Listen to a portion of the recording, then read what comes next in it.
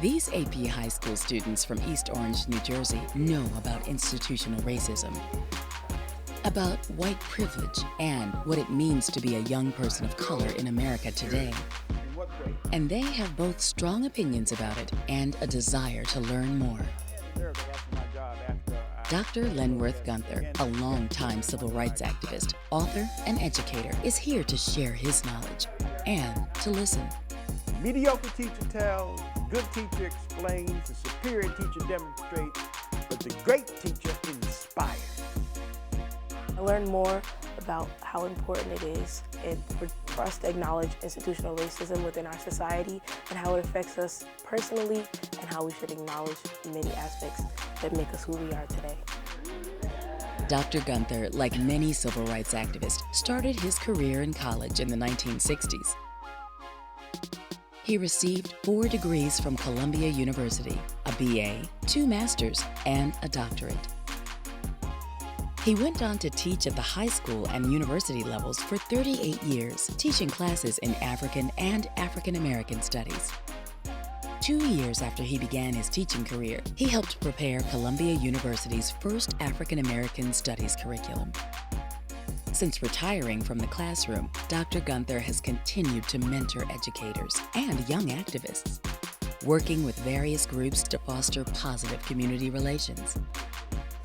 He created the Gunther Group, which studies global and domestic terrorism and gang activity and specializes in diversity and leadership training. Tonight, Dr. Gunther has assembled a group of religious scholars and educators, both Muslim and Christian, who are longtime friends and colleagues. They are here to discuss some of the most important issues of the day, not just for religious scholars, but for all of us. How do we practice our beliefs and follow our own path when there are so many who are organizing against us? How can we, in good faith, reach out to people who may think differently and have different beliefs so we can try to work together for peace? When we talk about continuity, there's just discontinuity in our history, period. Not just in religion, but we tend to forget our antecedents. With Dr. Gunther's knowledge of history and his grasp of today's challenges and obstacles, he is that wise and steady voice that we need to lead the way.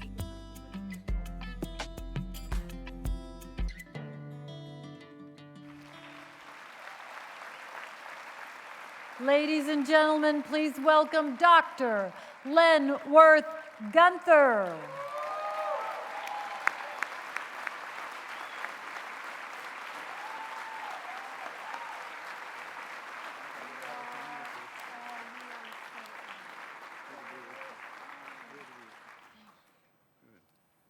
Good evening, brothers and sisters. Good evening, brothers and sisters. There's a Baptist in me, so you got to give me a little bit of call and response. Good evening to all and to the NEA nationally represented here and my local NJEA colleagues of 38 years. Jersey, by way of Harlem, by way of Jamaica, the West Indies, by way of a whole lot of other places.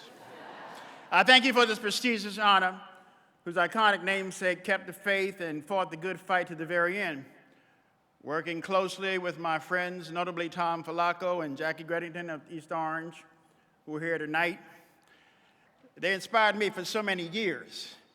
I am so honored to share this award with them and all of you who have and continue to fight for young hearts and minds in the trenches and education throughout our nation.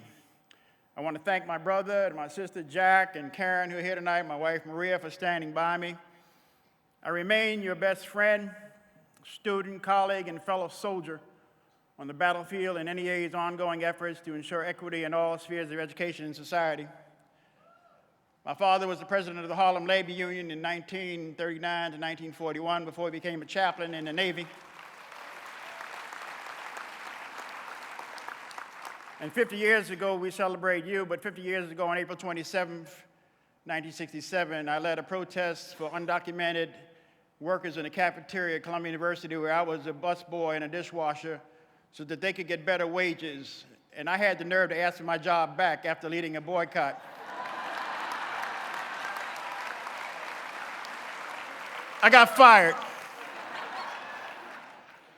Let me conclude by saying, and I truly am honored, that Dr. King and the movement for humanitarian and civil rights lives on for all, and all of you embody their relentless spirit and dreams.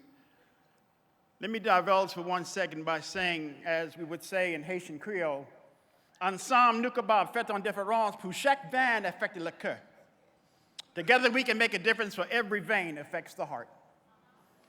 Every individual in this room can play a very important role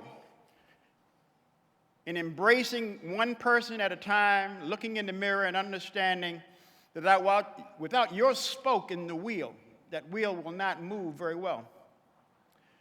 Dr. King had visions. He was not always there to fulfill all his visions. Jonathan Swift said that vision is the art of seeing things invisible. All of you have to see things in each other and in our students and in all our people that they may not see in themselves. You must be windows and mirrors to them, not walls. And that is why it's so beautiful to be an educator, from the Latin educare, which means to lead, to guide, to move, or to draw out. And I ask you to understand that symbiotic, interdependent process that requires so much for us to understand. William Ellery Channing said, and I will conclude, in paraphrasing the 19th century writer, every man or woman is a volume if you know how to read them. Not a page, not a pamphlet, not a day or not a night. And just after you just finish reading that page of my day, turn to the next page. And when you finish at that chapter, then turn to the next chapter, and then the next chapter. And when you finish, read the footnotes, the bibliography, and the index. And maybe you'll find out that Dr. King was much more than what you saw on the screen. Thank you very much. God bless you.